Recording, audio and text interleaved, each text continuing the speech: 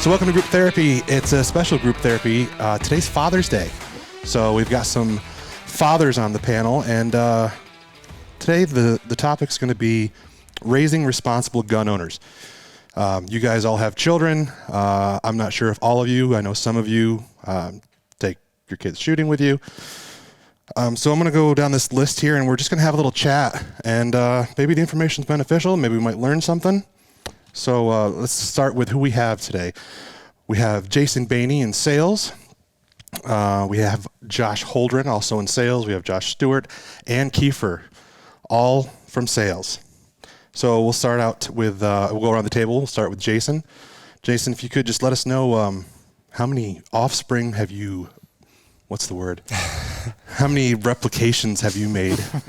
Well, the first one was a pretty good mini-me. The second one was a mini-mama. So I've got two boys, and they are currently 9 and 4. And the 9-year-old has been shooting since he was 4. The 4-year-old is going to start shooting 22s and BB guns, etc. this year. Okay. And Holdren, how many offspring have you made? So I've got 2 kids. I got a son that will be 11 in a month, and a daughter that's 4. My son does some shooting. We do quite a bit, especially a lot of 22 and some other small shotgun stuff. My daughter hasn't started yet, but plan on it pretty soon. Okay. And Stu. So I have 3 kids, 2 daughters and a son. My oldest daughter is 8, followed by my son, who's my shadow. He's 6, and another daughter who's 1. But fresh out of the wrapper. Fresh out of the wrapper. So as soon as she starts walking, we'll be getting her out. Yeah. All right, Kiefer, you're up. I have 2 sons. One is 12 and one is 14. Both of them have been shooting since the age of 4. We typically shoot 22s, and we've been kind of introducing a little bit of pistol. So they love to shoot, and this is going to be a good topic today. All right. So first thing I want to get into is I want to ask, before we kind of talk more about how you guys raise your kids with firearms and shooting and hunting, let's talk about how when you were a kid. And we'll start around the table backwards this time. So we'll go back to Kiefer. When were you introduced to firearms, and what did that look like? Well, I was introduced to firearms probably around 12. My dad wasn't a big hunter. However, he did take me hunting, but most of my hunting experience was done through my best friend's dad and his family. I went to camp with them, went deer hunting with them. We really didn't have a lot of firearms in the house, typically BB gun, and I had a 30-30 lever action.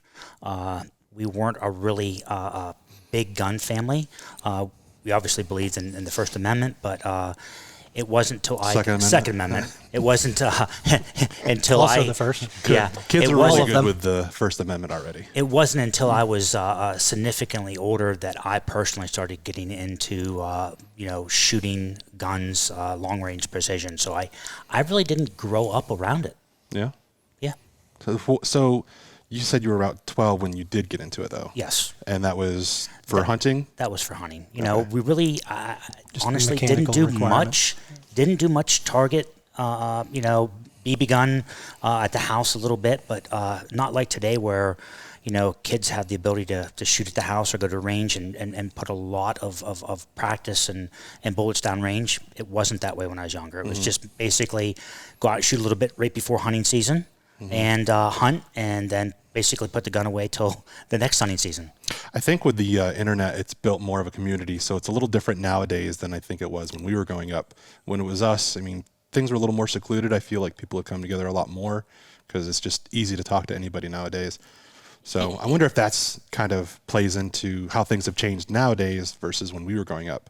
Does that make sense? It definitely makes sense. And I think, not that our parents weren't active with us, but, they were working hard. Today's we're really more focused on having a different relationship with our children than what our parents did as more supporters. We want to be kind of more friends with them and exposed them to a lot more than what we were. Because of the world that they're going into. Exactly. More so. Yes. There's a bigger role. It is. So I think that drives today, and as a father or a family going out and shooting together. My wife doesn't really shoot, but I know Jason's wife shoots a lot. So it's a fun activity to do as a family. It's safe. It's teaching responsibility. There's so many positives from it, and we'll get into that. It wasn't as easy for the world to derail your offspring as it is today. Correct. Stuart, how about you? How did you get into it? So I grew up, my whole family hunts. Very young age, I was around guns, shooting. Started off with a BB gun, as I'm sure most people do. But we carried the BB guns around religiously. I mean, we had them everywhere. Me and my brother just go out, be gone the whole day, just out shooting things. It was a good way to teach responsibility. I think you hit it perfect. Responsibility, it really not only affects how you handle things, but translates to when you grow up. There's consequences for, pulling the trigger. That thing or, leaves the barrel. Yep. Learn all those responsibilities, and it's so important, especially nowadays with the world we're living in. When no one wants to take responsibility for their actions. Yeah. So, I mean, grew up, I was probably, 8 years old, maybe a little earlier than that. I don't really remember, but all gearing up to hunt at 12, and we start shooting, bigger guns. Did you come from a hunting family also? Was it big in your family? It is, yes. I spent a lot of time with my grandfather, my father, uncles. Everybody hunts. Mm-hmm. We all hunt together. It's a big tradition. So. And you said you have 2 daughters, 1 son. Yes. So you've got your 6-year-old son, and your 8-year-old daughter. So have you? And I know one's a boy, one's a girl. Do you see in your kids now? Because I'm 1 year old is, I'm sure he doesn't really have an opinion, or she doesn't have an opinion, or no. You got it right. Okay, yeah. Sorry. So the 6-year-old and the 8-year-old, have they shown any interest in shooting? Have you gotten them out and started doing stuff with them? Shooting, I wouldn't say they're starting to get into shooting. They're very interested in the hunting aspect of it. So I've taken them hunting. They come sit with me in the tree stand. It's a constant battle who gets to go. But they're both very interested. And hoping, with the youth mentorships that are going on now in Pennsylvania, I'll be able to take out my daughter this year. Hoping that, she can at Age least 7 or start, right? Yep, it can start at 7. But she's getting more interested. I know my son is, just because he follows me around and does everything, whether I'm, shooting archery or shooting guns. He always wants to be there. So it's a good learning aspect for him in that. But getting them out in the outdoors, it's huge. It helps our family. It helps, their growing up, how they develop. But I really look forward to it. This fall is going to be really interesting. Cool. All right. Holdren. Should I call you Holdren or should I call you Josh? We have 2 Joshes, so I don't want to be confusing. Either one works for me. Okay, so when you were growing up, how did you get into it? So I got into it with my father and grandfather on just a single shot 22 bolt action Remington Target Master. I spent a summer filling 5-gallon buckets full of shell casings. We shot little green army This would be men. worth a lot of money these days. Ventilated some cans. Shot a bunch of cherry tomatoes. Cans are great because when you hit it at the bottom, they go like 3 or 4 feet. That's right. So just a lot of trigger time. Getting really familiar with the gun, and that progressed into other things. Shooting a 410 shotgun, starting to go hunting with my father. We didn't have the youth mentored programs like we do now back then. So I can remember waiting till I was 12 years old. Turning 11, going to the small hunter safety course. Cafe Gymatorium, taking a 2-day hunter safety course, and going hunting at 12. Yeah. But today we start a lot sooner. Some people can take I still take my son with me. He goes with me and sits. But I haven't really started him into the actual hunting yet. Yep. We do some small game stuff, but nothing as far as white-tailed deer or anything like that just yet. How old is your son? He's 10. He'll be 11 next month. Okay. So, Jason, how about you? How did you get into the world of shooting and weapons and guns and hunting and all that stuff? So my dad was, again, like Kiefer, not a whole lot of gun collection, and more so now from the stuff that I've gotten to him over the years. So it was fairly mechanical as far as options, but we did start with an air gun. I remember the Crossman. You pump it 10 times, put one in, single shot, went pretty fast. We kind of mixed that in. I remember he got me a Remington 572 pump. It was somewhere in the 6 to 8 range. I don't remember exactly. I know there's a picture of it. I don't know how old I was exactly, but somewhere in that 6 to 8. Shot the pump 22 a lot and the air gun a lot. And then I did go accompany him hunting somewhere around 10, I think. And then did start hunting myself with a 7mm 08 that beat the snot out of me when I was 12. Didn't kill anything, I don't think, till I was, I guess, a couple doe and some bucks. So we did some groundhogs and some 22s and some deer hunting. Never got into archery or anything, just gun stuff. He was big into the Thompson Center single shots back then. But basically, he would take his Thompson Center. I would have the Remington 708, and then he had an old Mossberg 22 that was highly modified by him with chopping it up, making it fit. Didn't your dad also do some trapping? He did trapping as well. Yeah, he would take me on the trap line. There's a lot of pictures of me on the trap line, so that was pretty interesting. Whole different perspective. And I ended up shooting groundhogs and first time shooting over a mile at actually one of the venues where he has a picture of me with the fox in a trap to this day. So I think that pretty much covers my beginning there. I didn't really get into the long range stuff. I started working at a local gun shop when I was 16, driving his vehicle to get there after school. And that's when I really started getting into varmints heavy and into longer range stuff. And then connected with Bobby Hart to get into 1,000-yard and extreme, longer range stuff. He kind of got me started on that. So. Now, this is for the whole panel, and anyone can chime in whenever they want.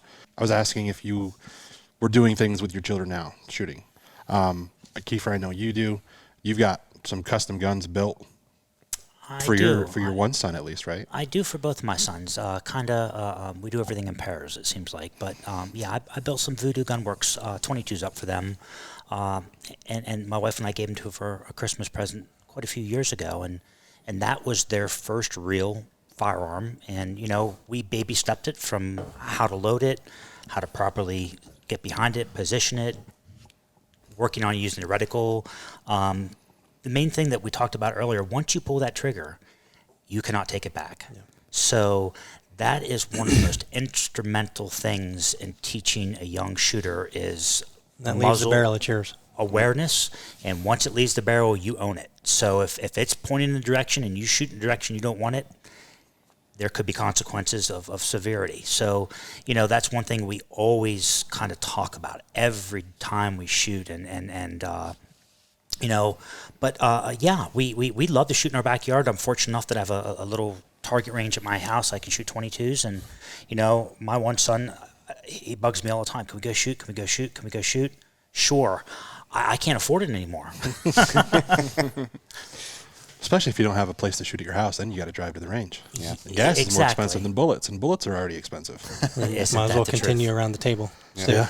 So currently with my kids, they're still much younger, than Kiefer's kids, and we're still at the 22 and BB gun stage, mostly BB gun. They both like this, fine, just like this one, Daisy here. They really like shooting it. Just get a little paper target or can, as we all started, but they really enjoy shooting the the BB gun. 22, I've had them both shoot a little bit.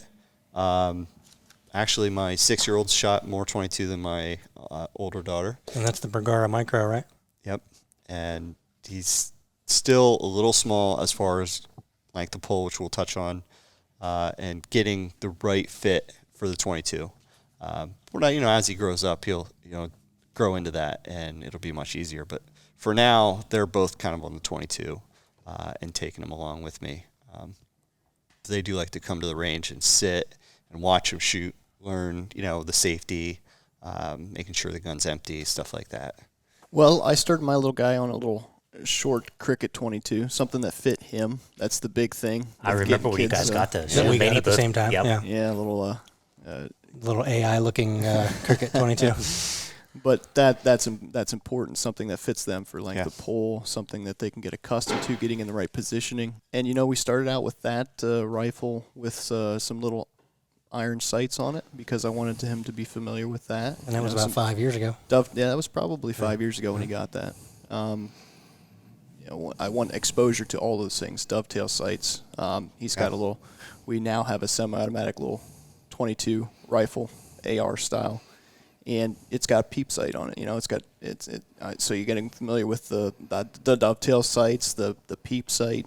He's had some exposure to rifle optics, but you want to have that firm foundation with those open sights. So now most of his shooting is done with a rifle scope, bolt action rifles, and some shotgun stuff, which is a whole different category than rifles, of course. All right, so me. This Jason here. So we started with actually the same cricket that Josh did.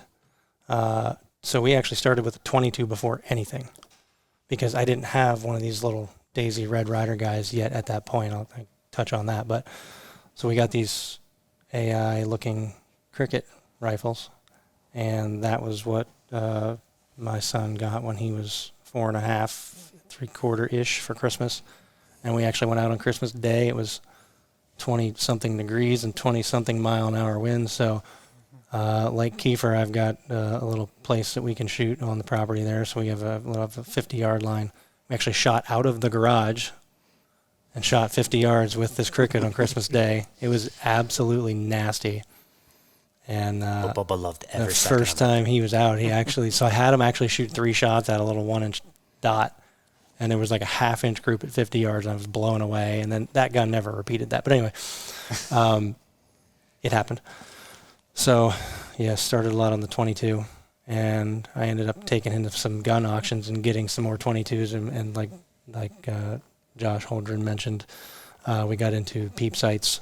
I had great aspirations of having him, again, I'm trying to, just like Josh, introduce him to all different manners, different types of actions, different types of optics sights. So when he got started on a scope, and we actually totally went backwards, so then got some of these, an old Mossberg and an old Stevens, both that had peeps at an auction, and he absolutely loved them. And he wanted to shoot them every day. And then he reverted further and wanted a little Red Ryder BB gun like this. So like the next Christmas after his 22, he got a BB gun. So then it's something he can take out and shoot. So we totally went backwards there, but we keep zigzagging back and forth and covering all aspects. But like Josh, I think that's important to, broaden the spectrum of experience. That way they're not hindered going to other platforms. And he loves running this, and he loves the little Daisy Red Ryder, or completely the other end of the spectrum, running the AI 22 Creedmoor. So he's at home on either one, and likes peeps, likes the scope. So then now, since he was 6, we've been hunting a lot of groundhogs during this time right now. And then we'll do 22s when we're not doing that. And he has started shooting. He shot his first 2 deer when he was 7. And last year he got skunked because we kept running out of daylight when he would have deer in the scope, and I wasn't comfortable with the shot. So I didn't let him take it at least 2 separate times. He didn't like it very much. But had to pull the plug on that. So hopefully this year he'll be back into the deer. So the next thing I want to talk about is hunter safety, because I did it when I was 12. You get your little orange card. Yep. You take that with you, and you get your license. So we'll start back with you, Jason. Mm-hmm. So you've got your 9-year-old son. Mm-hmm. Are there anything, like, are you looking forward to it? Do you think it's a good program? What are your opinions and thoughts surrounding hunter safety? Because you went through it yourself, right? I did. Well, given his experience level, it's not really going to be very helpful, probably, but I would still do it in case I missed anything. Mm-hmm. See, that's the thing, too, is I would actually probably like to go back. And they encourage parents to bring your kids for the parents to sit in, too, because it's got a lot of refresher information. And I was actually thinking about this yesterday when I was coming up for the show notes about my experience in hunter safety. And so many fundamental things I learned just through that course, and they stuck with me, which is strange because there are moments in your life where you can kind of remember where you learned something from, and there's so many valuable lessons with outdoors and shooting and hunting that I still remember to this day. Like, they did this whole explanation of if you have to cross a fence, make sure your gun's unloaded, the bolts out, lean it against, have a friend if you need to. You know, there's where to point the muzzle. Everything. all the good stuff. And so And that sticks with you. Yeah, it does. It There really was a does. match I would go to. We had to cross a fence, and thankfully we had 30 people there, so you would just hand your gun over in that case. But yeah, But nobody's taught me that since. I only learned that in hunter safety, but I remember it. yep. It's funny, that hunter safety course was like a rite of passage. Yeah. I don't know. Yep. You You always look look forward to it. forward to it. Yeah. Oh my gosh, I can take it next year. And I would totally go with him if that's still feasible, because things have changed really as well. Orange Absolutely. requirements and season back. I mean, a lot of things have changed in 28 or so years. Is this still a 2-day course? I believe so. Yeah. Here's an interesting fact I want to share on hunter safety. It was instituted in 1959, and this is per the Pennsylvania Game Commission, so we're talking about Pennsylvania here. But in Pennsylvania, hunting-related shooting incidents have decreased 80% since the state began investing in hunter education courses, and that was in 1959. So that's where we get the Orange Blaze Well, laws. keep in mind how many more people are in the woods now than there were then, Right. and So it's still reduced valuable- 80%. Yeah. Valuable information. Yeah, I wish we had the numbers, but I do. The hunting license sales in PA have really declined over the last 20 years. Kids, they're not going out and hunting like they used to. Which makes sense. So it would be. I don't know what the numbers are, but I wish we would could have looked that up. But that would have been interesting. But yes, the kids are not in the woods like they used to be. Parents don't have Too time. busy playing video games. Exactly. Well, let's not be the old geezer that starts pointing, shaking our fingers. Yeah, but they're definitely it's true. the hunting license sales have decreased rapidly over the last 20 years. They have. And I think that's why the Game Commission here in Pennsylvania and across the country Did the as a age 7, whole, the mentor thing. they're doing Yes. the mentor Yeah. program. There's a lot of programs that they're trying to do as far as recruitment. Like there's R3. They have these mentor programs, and they're trying to get more people involved. With a non-hunter or a young kid or an experienced hunter who's looking to take other people. There's a lot of good programs out there that you can find to teach. kids. And even if a kid doesn't want to go hunting, as long as you can take him to the range, let him shoot, have fun, have family time, that's what's going to keep our Second Amendment rights here, because they're the future of That's right. That carries on. correct. It's going to carry on, and that's lacking right now. Because ignorance of it will just make it die. And that's why Sunday hunting, which is a huge issue in Pennsylvania, it's so important because of the time aspect, like you mentioned. Yeah. Most people nowadays, their families are working 5 days a week.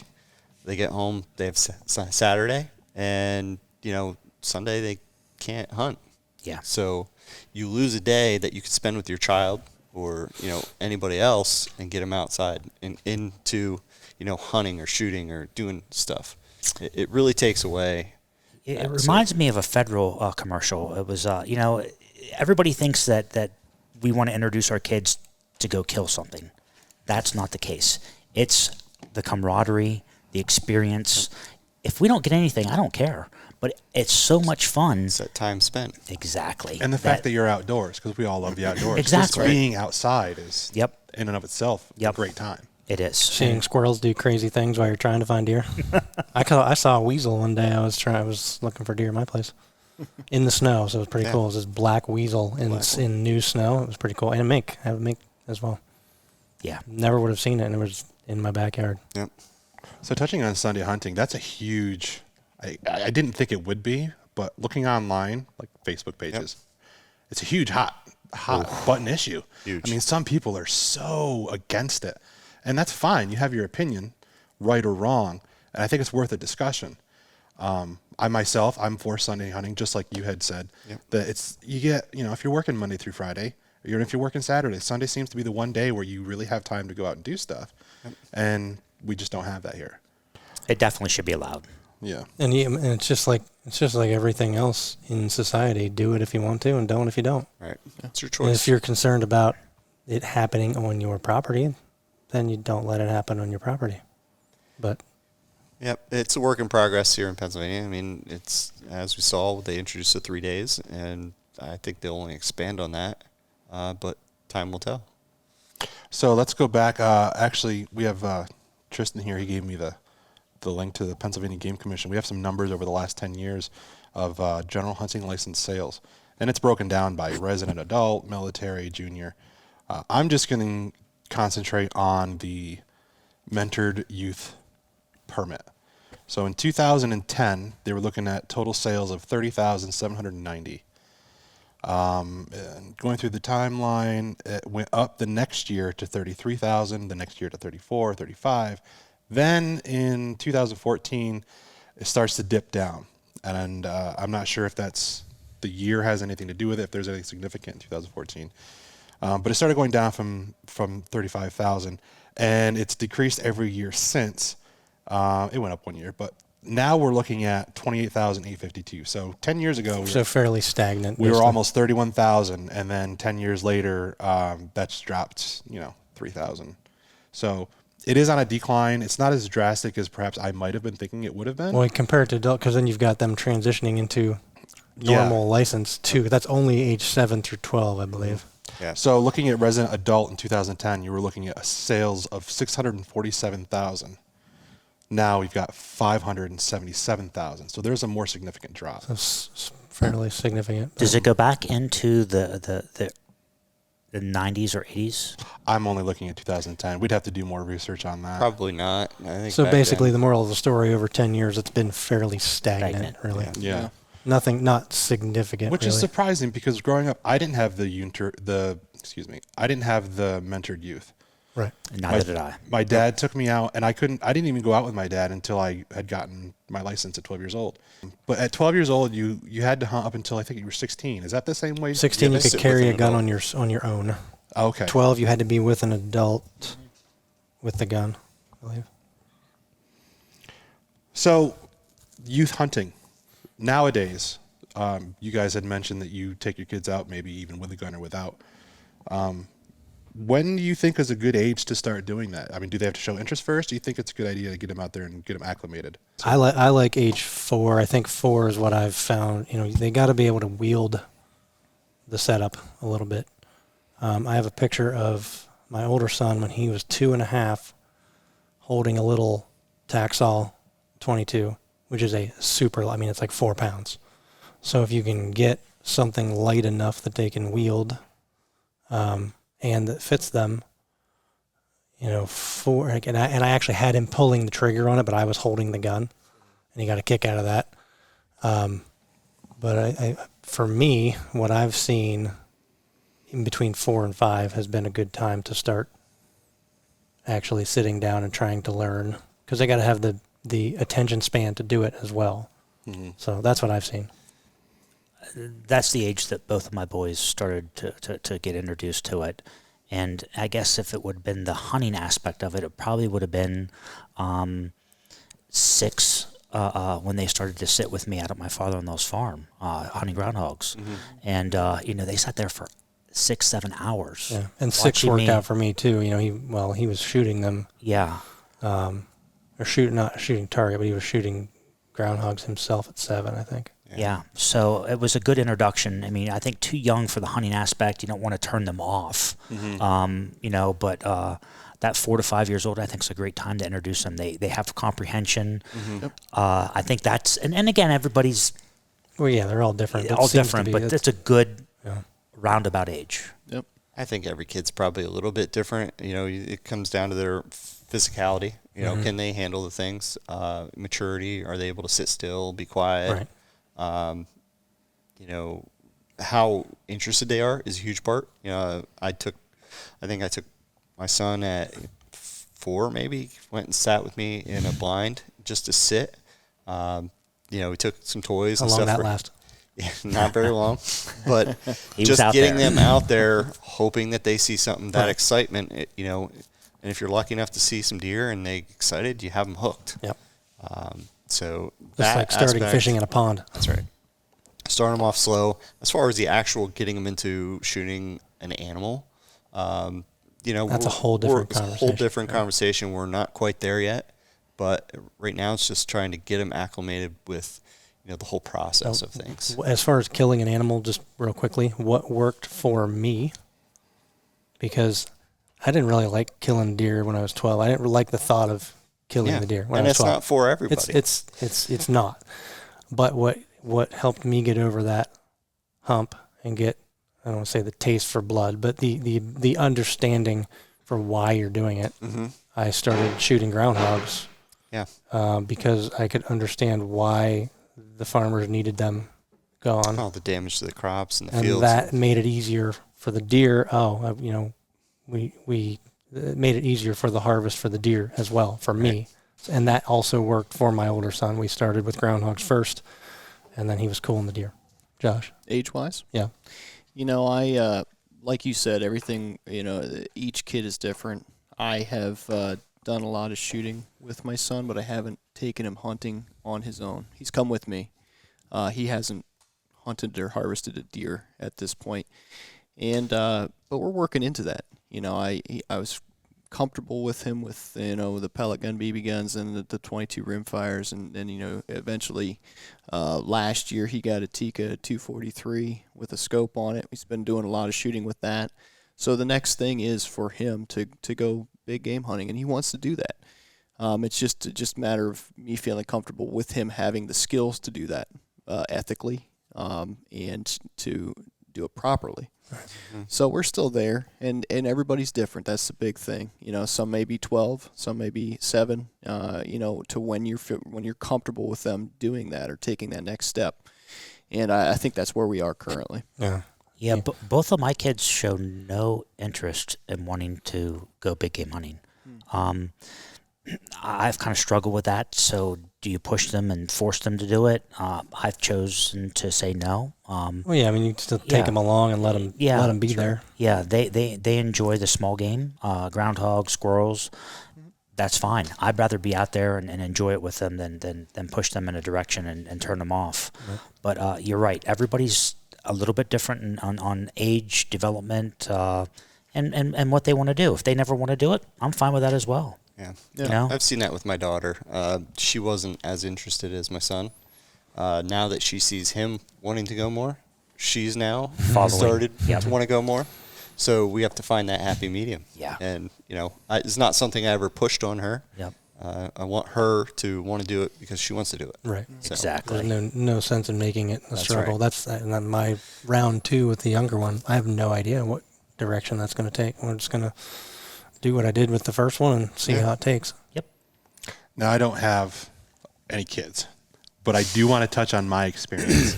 At least that you acknowledge. I know of, anyway. But I do want to kind of touch on what you were talking about taking them out, and you don't want to get them burnt out. You don't want them to not like it because they're kind of forced to do it. Yep. So here's my experience. And I was 12 years old. I didn't really do much shooting or anything like that beforehand. And I grew up in a hunting family. Everybody hunted. All my uncles, everybody. And my experience that I looked back on was I was woken up, 5 a.m. in the morning. I'm 12 years old, hiking up this really steep hill. It's cold out. And then I sit next to a tree all day. See nothing. Trying to not doze off. And I shot a couple deer. I didn't like the feeling it gave me. I was young. I didn't really understand a lot of the ethics. It wasn't really explained to me like it is nowadays, because there's a lot more information out there.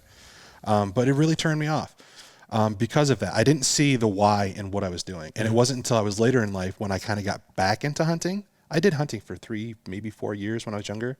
And it wasn't until about 5 years ago I got back into it. Because as an adult homeowner, I love having that freezer full of venison. And there's no better protein for you than that stuff. The why, that's a really good. That's when the why hit me. And now I love it. I love everything about it. Yep. That's something I had my son when he started shooting groundhogs, crawl inside of massive groundhog holes in the farmer's field. Like, dude, this is why. I mean, I have pictures of some where Kiefer and Josh have both been. This fence row or stand in and pretty much shoot 360. There's some massive groundhog holes in there, and then the fields. I mean, if you're running livestock in there, they can break legs. If you're running machinery in there, you can wreck a tractor. I mean, there's serious. He could completely get under the ground level in some of these holes. He's not a small kid. So the why is a good point. Yeah, groundhogs don't really contribute anything, so there's no use having them around. They are fun targets, though. Yeah. You hit the but nail then on the they head. also love eating the meat, so they, Yeah. You also hit the nail on the head there. Deer meat that was. But Pennsylvania, for example, I remember being a teenager and going out in the woods and sitting and not really seeing a lot of deer.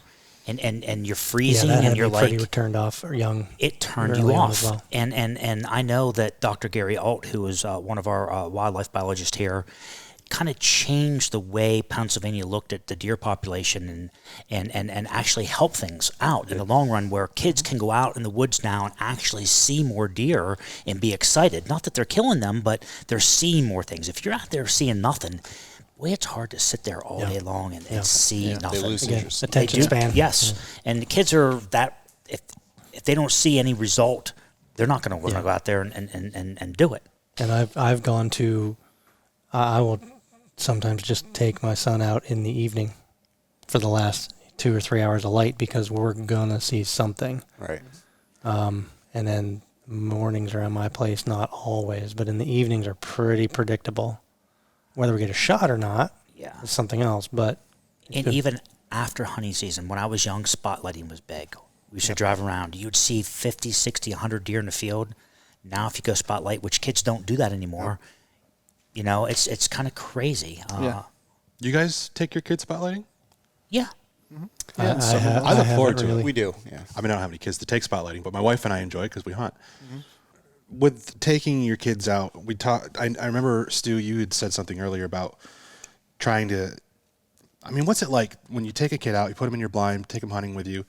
They're young, energetic, and antsy. I mean, what are some of the? Are there any kind of tools or tips you have of kind of how to get the kids to just stop talking about their favorite toy? Or I'm not sure.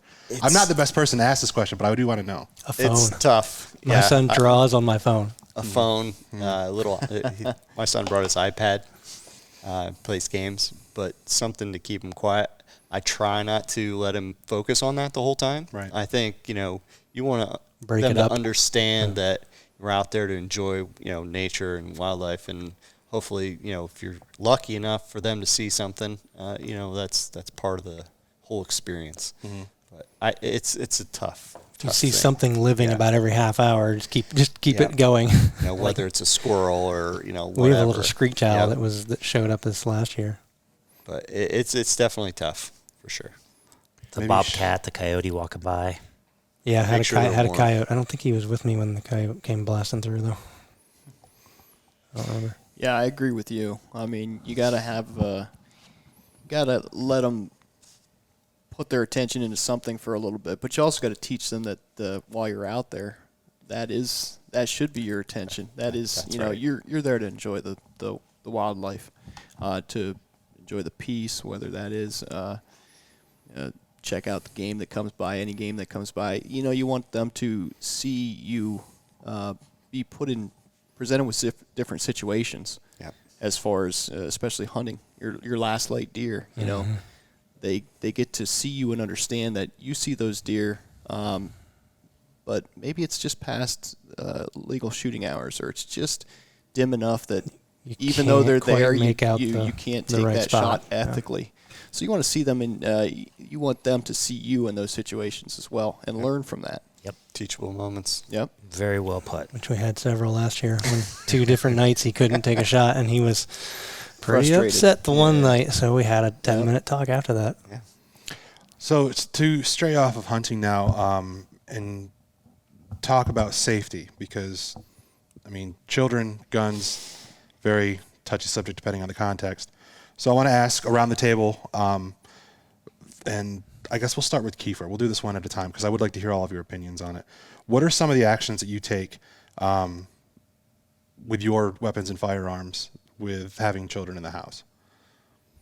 Well, having children in the house, I mean, my guns are locked up all the time.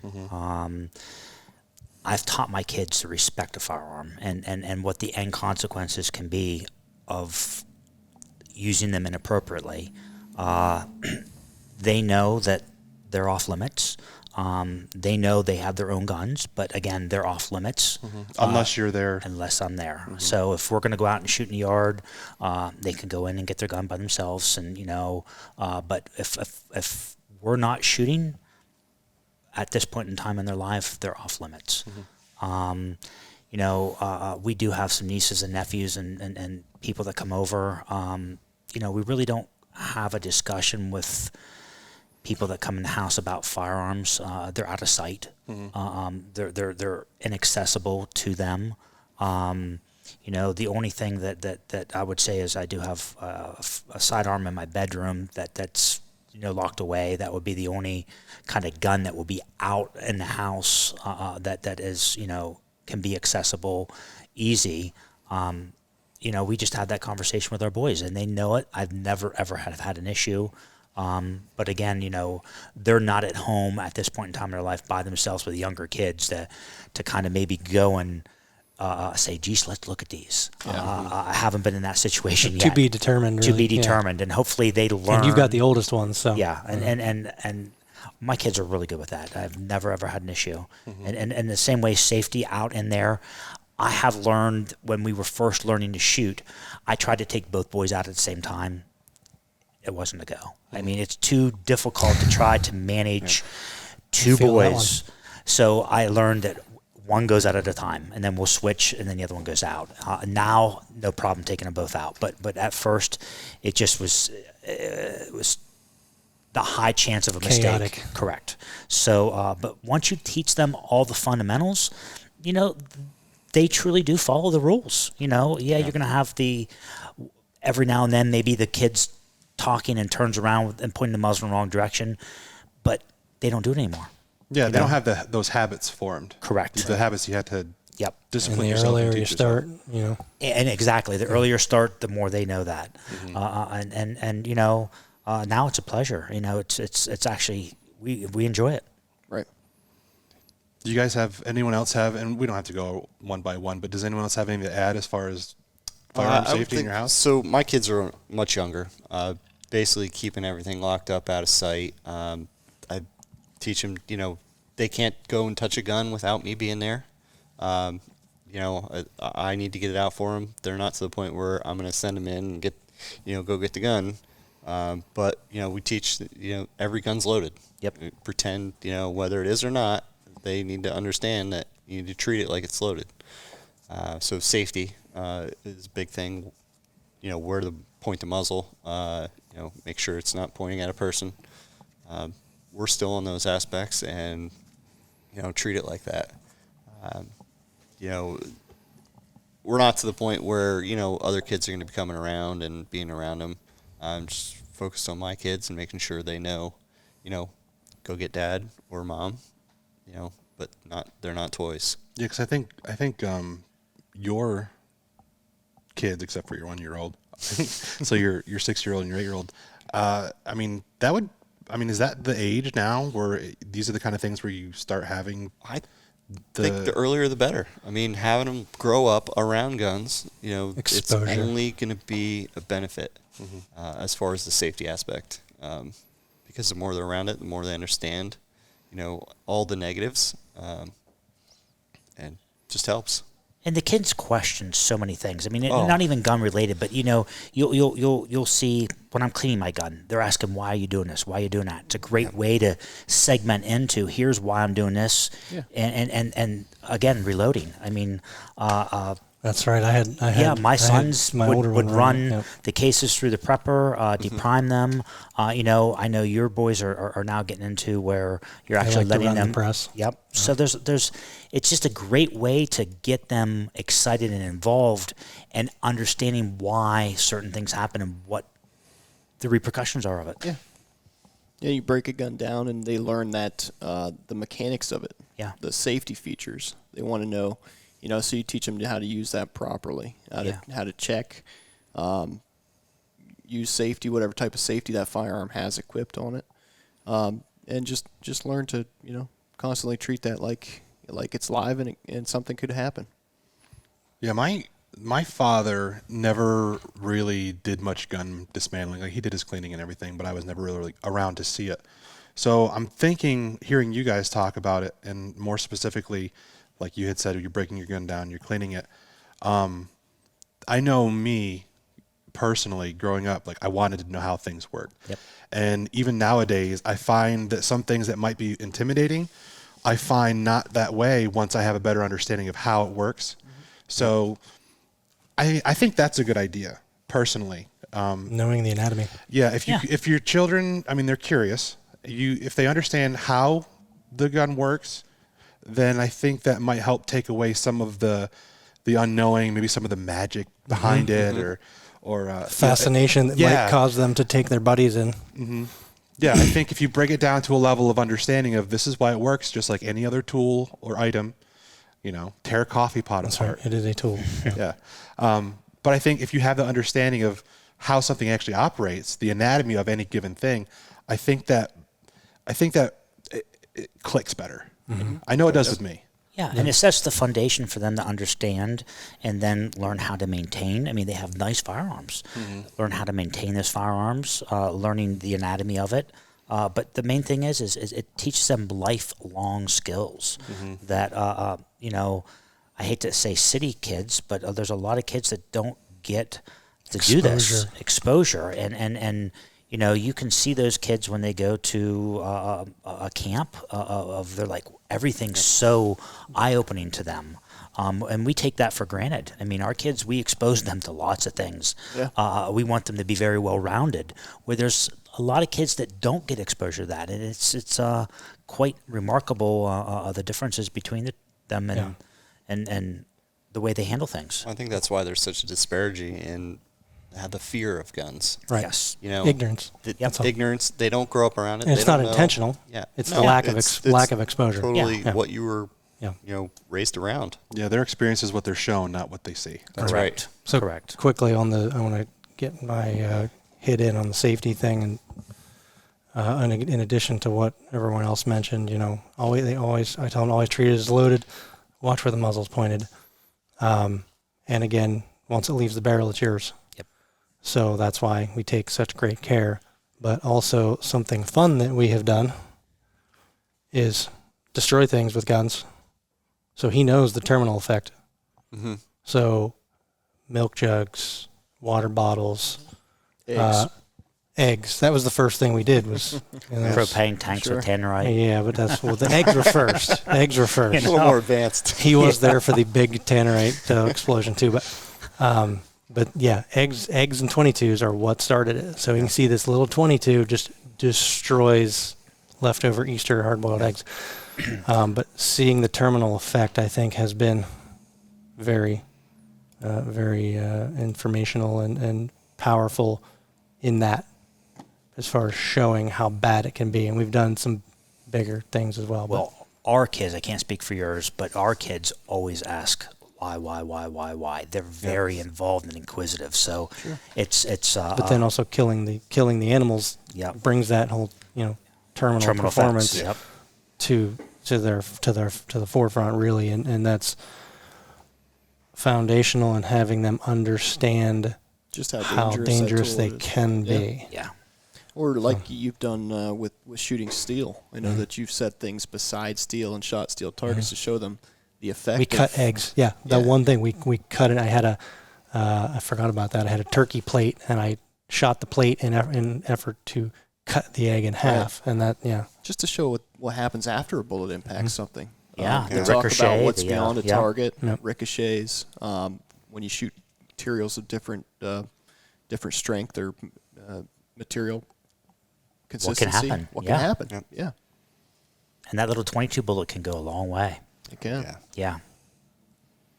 Yeah, that was just the one big thing I would touch on beyond the other stuff was visualizing terminal effects I think has been very valuable. So.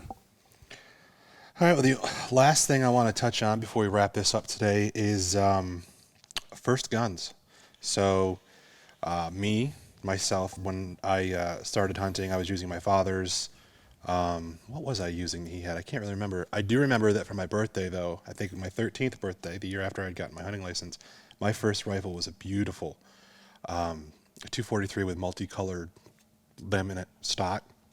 And my sister-in-law actually owned. Was it a Ruger? The green and it was like green it was and the brown. green, orange, brown, and all that, and the yellows. Yeah. Loved that thing. And I got out of hunting, and I sold it to my brother, who then gave it to his wife. She has it now, and I told her if anything ever happens, now that I'm back into hunting, and my father's not around anymore since he gave that to me, I keep telling her every time I see her, I said, whenever you get rid of that, let me know when you're selling it. I want to get it back. I probably wouldn't use it for hunting, but I think 243 is a great My caliber. uncle actually has one, I believe, in 30-06. He's a left-hander, but he has a right-hand gun. I'm pretty sure on that one. Mm-hmm. Same thing, same stock. So I'm curious, what do you think? Chime in at any point. What do you think a good rifle is to start someone out? Say Let's start with our first guns too. Yeah, because we'll do that. Yeah, so I don't know if we did cover that already. Let's hear your first gun that you got, and then say someone turns 12, they get their hunting license for the first time, and you're going to give them their first hunting rifle. What is that rifle? So we'll start with you, Jason. So mine I did mention was a 572 Fieldmaster Pump 22, which I ultimately hawked to get a better 22, which I believe was a 540X or 581. Got rid of that one to get a 540X. Got rid of that to get something I don't remember. But anyway, it all led me to where I am now. But I have recently started the search to find a 572 like that. Mm-hmm. Got one, and I've been to these auctions I mentioned, and have not ever found one that was as nice as that one. I do have one 572 now that trying to the same thing you were doing, trying to get that back. And then centerfire was a used 700 BDL 708. So that was the first gun there. Let's do the first guns all the way around first and start over on the second phase. Let's see what everyone's first gun was. Well, I had the old single shot Remington Target Master for the 22. Mm-hmm. Like I said, spent a summer with that thing. Shot my first deer with a Savage Model 99 in 308. That's what I was going to say. Savage 99s are big. Gun. She's a beaut. Yeah. I won't do that to my son though. That's brutal. Steel butt plate. Oh yeah. Yeah. I don't know if you could call it a butt pad. It's not really padding anything, but it was pretty fun. Like a boat oar? Yeah. It whacks you right in the shoulder. Yep. Yeah, that's brutal. So my first gun was actually a Remington 700. I think all of the caliber?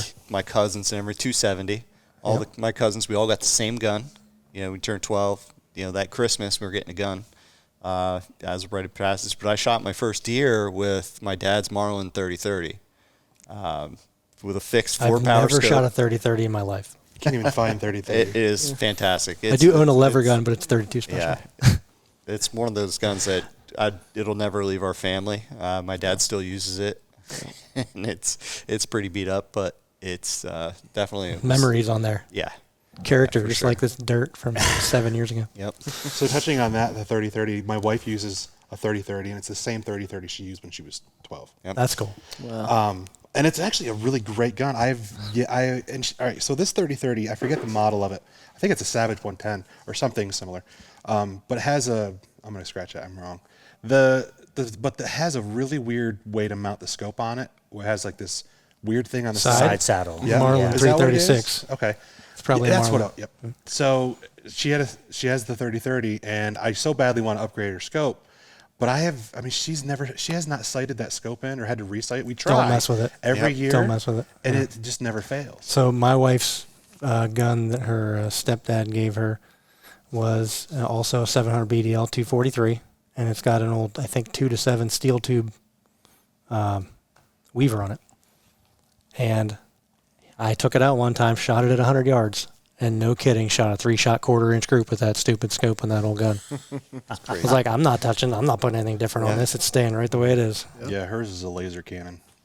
Oh, that's funny. So what was so back to Kiefer, what was your first? I had a hand-me-down 32 special lever action from my grandfather. Was what I borrowed for my first couple years of hunting, and then my dad. They're not that fun to shoot either. Probably They got a aren't. metal butt pad there too. It did. It was old school. It was a saddle gun.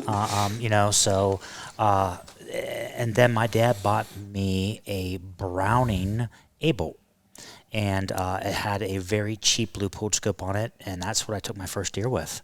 And I had that, and unfortunately, I sold it, and I always regretted that. Back then, I didn't see sentimental value in anything, and like you, it's really, I want that gun. I don't want another one like it, but I'll never get it back. And but yeah, so it ended up being a Browning A-bolt's what I shot my first deer with. All right, so we'll come back around to Jason then. Now, when it comes to getting nowadays, what's a good rifle to get your kids started with? And there's a whole lot more options these days now. But what I have learned, and this really started with listening to a podcast that Frank Galley did, it's the Everyday Sniper. On my minimal commutes, I was listening to it, and he really harped, because he's a short guy. He's 5'2". He really harped on length of pull. And since then, that really flipped the switch for me. But then I've also learned that really weight is a big thing that is hard for them to manage, even if it looks like you think they can lift 100 pounds. Wielding a 9-pound gun all in is still hard for them, which I've learned, which I wouldn't have guessed that. So having something that fits length of pull and that isn't too heavy for them to carry, if they need to carry it, is incredibly valuable. So there's some, and finding all of that in one thing is tough. So I would say maybe the Tikka Compact is that's what is I bought one of the main things. My son for his first rifle, Right. Tikka Compact stock, and that's something you can always grow with him. Tikkas, you can find aftermarket stocks for Tikkas all over. We sell GRS. Yep. You can upgrade that action into a full-size stock at any time. Yep.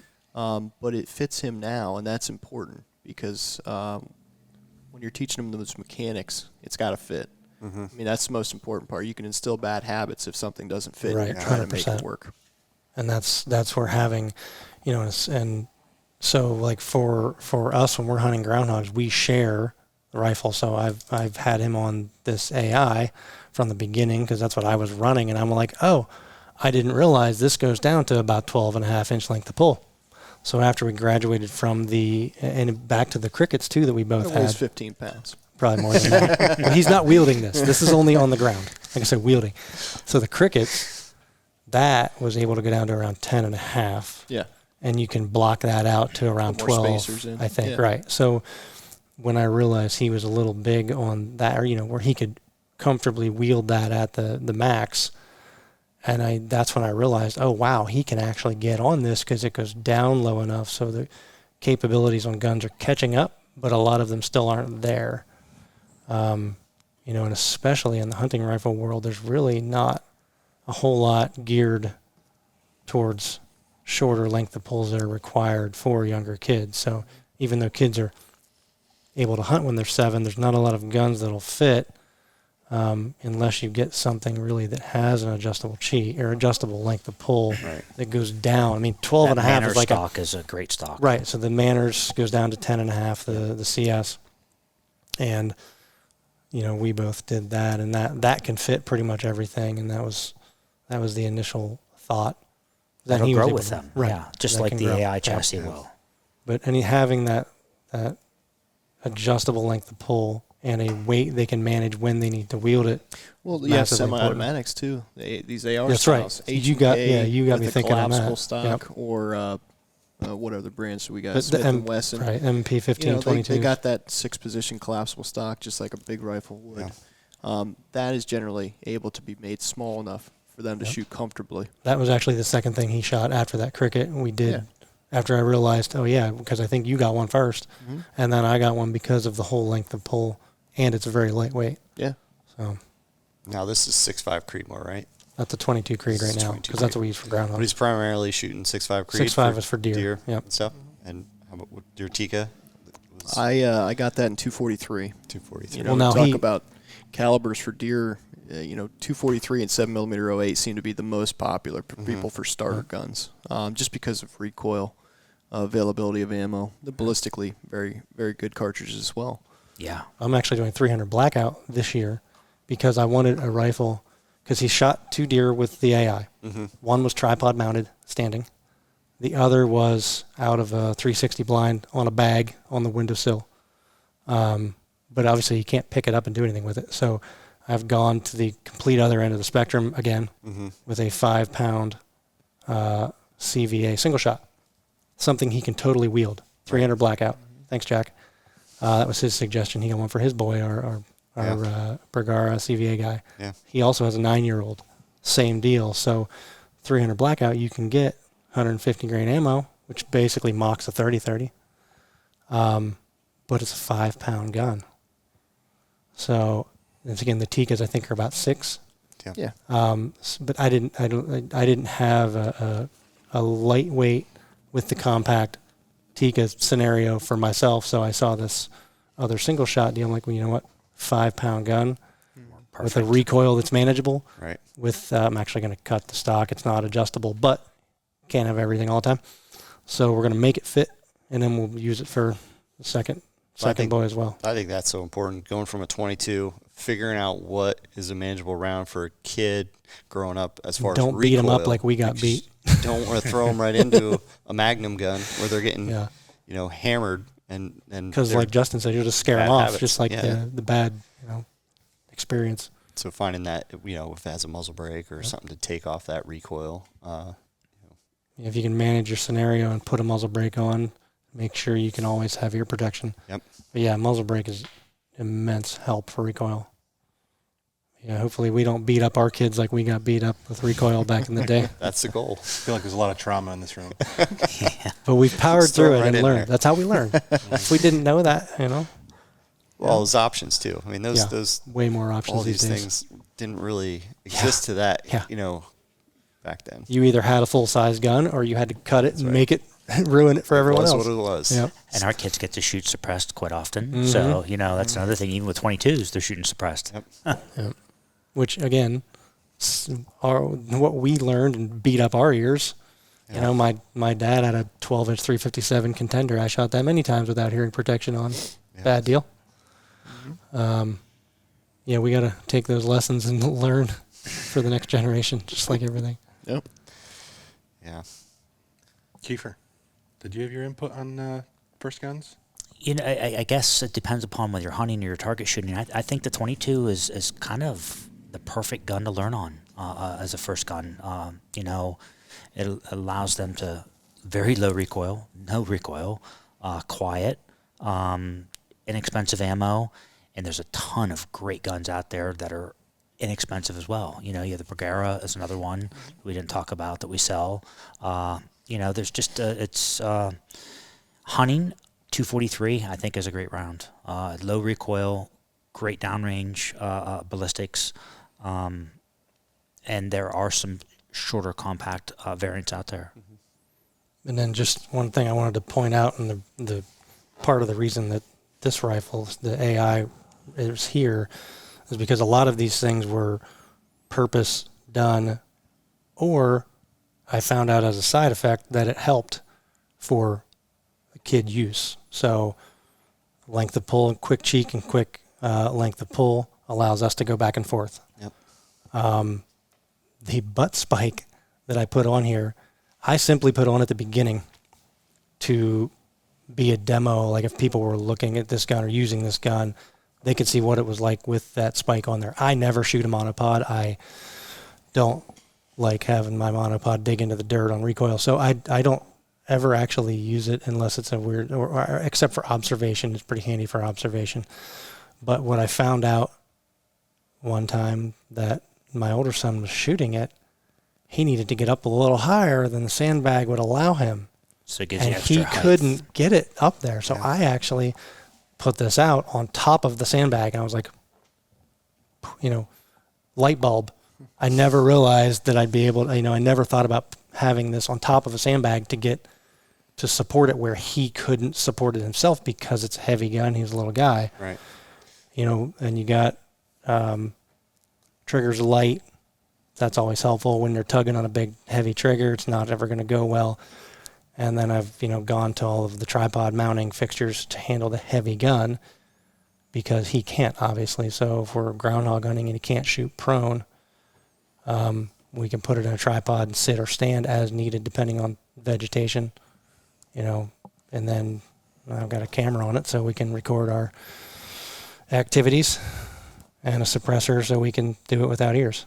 So everything has a purpose, and some of them I didn't even realize whenever I started this adventure. Wow, what a technologically difference of what we grew up with. What the kids have the opportunity to shoot today. We had steel barrels and heavy wooden stocks and triggers that were very difficult to pull, and No suppressors. Yeah. And now there's nothing you can't change on your weapon. Yeah. All right. Well, I think that's going to wrap it up for today on Father's Day. I appreciate you guys taking time out of your schedule to sit down and kind of talk about your experience as when you were a kid and your experience with kids now. Maybe someday I'll be tugging at your shirts to help me figure something out if I ever. Well, you can just roll back this podcast and watch it. Yeah. Although things might change in 2 years. Yeah, who knows? Things aren't looking good, but the way it goes now, I again appreciate you guys coming out. Happy Father's Day. I hope you have a nice Happy Father's Day, guys. Hope you guys have a nice relaxing day and you get to eat all the steak and drink all the drinks that you want and feel pampered for a little bit. So, all right. Well, thanks for tuning in. And if you guys have any questions on today's show or any previous shows, you can send us an email. It's grouptherapy@eurooptic.com. We'll be happy to answer your questions there. And thanks for tuning in.